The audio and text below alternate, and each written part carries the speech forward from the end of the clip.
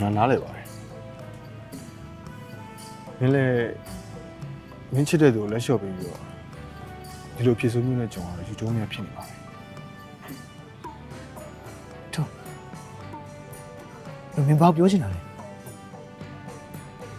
ဒါပေမဲ့မင်းနဲ့ငါအရင်လိုပြန်မဖြစ်နိုင်တော့ဟောအရင်တော့တီးခဲ့ကြတဲ့လူတွေလိုပဲတာမန်တိုင်းပဲနေကြတာပေါ့ຫນွေဦးကိုရောက်လို့ရှိရင်ငါတေးသေးချာချာမှားတယ်နော်ဘန်းတဲ့ဖက်ကိုမတွားမိစေနဲ့ တိပါရဆိုမေရဲ့မေလောက်စိတ်ချနေတယ်တားလိုက်မှာတွားပါဟဲ့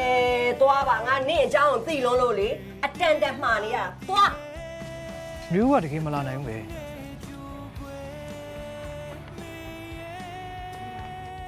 အားလုံးအစင်နေမဲလား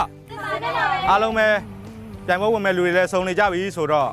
မကြခင်အချိန်အတွင်းမှာပြိုင်ပွဲကိုစတင်တော့မှာဖြစ်ပါတယ်